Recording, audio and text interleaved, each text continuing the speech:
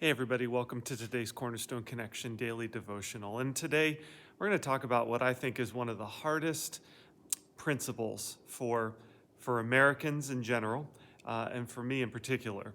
It's the idea of Sabbath. And let's just look at the verses from Leviticus 25 that'll kind of set the stage for us, and then we'll talk for a little bit. Leviticus 25, starting with verse 2. Give the following instructions to the people of Israel.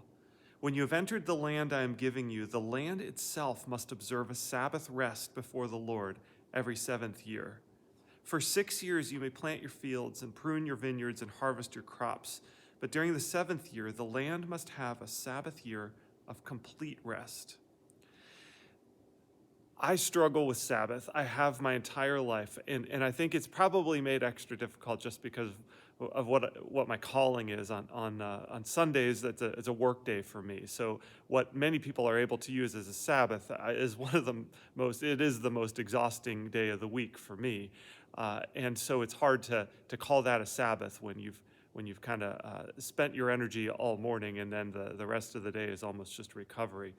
But Sabbath, I think, is hard for Americans in general. I mean, our culture is built on being self-made people, of being people that can accomplish things, that can get it done if we just put our mind to it and kind of gut it out and get things done. And that's the culture that we've been born into, and it's hard for us to understand and observe the idea of Sabbath.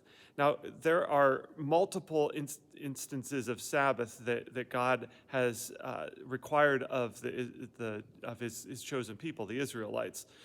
And so we've got the weekly Sabbath that's once every 7 days. We have the once every 7 years Sabbath that we just read about. And then there's even the year of Jubilee, which is after 7 Sabbath years. It's the 50th year. And that all kind of, there's descriptions of the latter two here in Leviticus 25. But I find that this one is particularly difficult to understand, this Sabbath year, because the idea is that for an entire year, you're letting your land lie fallow. And so it's an incredible effort of faith.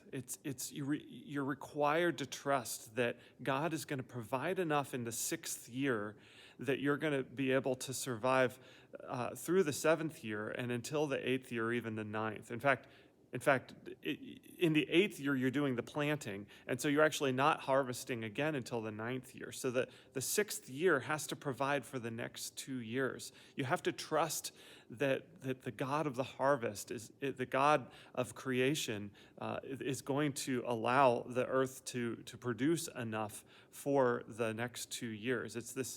God is calling his people to trust him. And while we are not bound by the same Levitical laws now in the new covenant, the principles still remain. And so I put my Bible down this morning. I said, Lord, what do you want from me in this? What's the lesson for me to learn? And here's what came to mind. Be still and know that I am God. Psalm 46 ends with those verses. And in fact, a better translation of that verse is, cease striving and know that I am God. That's what the Sabbath is all about.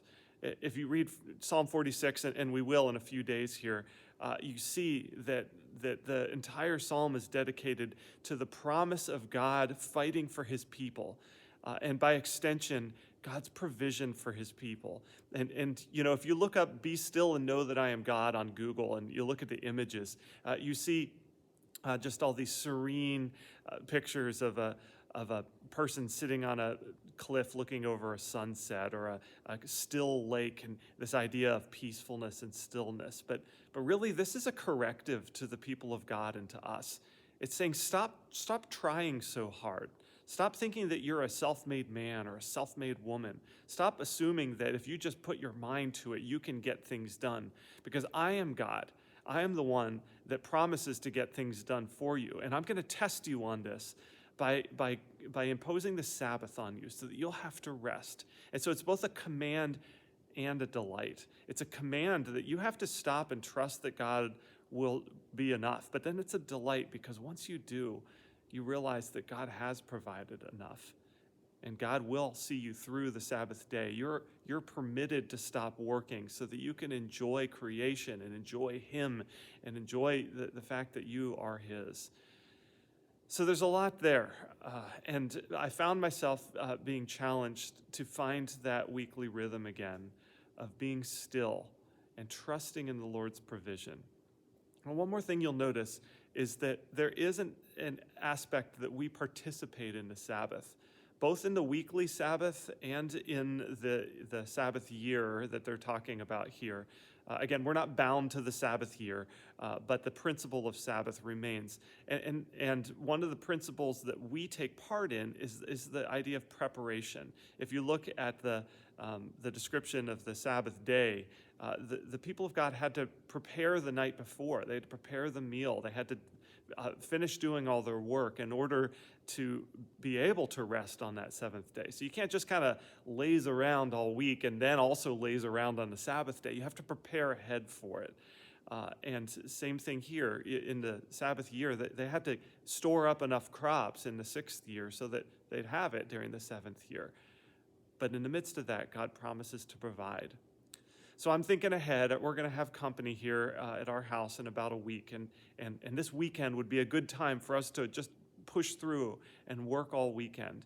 But I'm going to challenge myself to observe a Sabbath and to stop and trust that God's going to provide enough so that we're ready for our company when they come next week.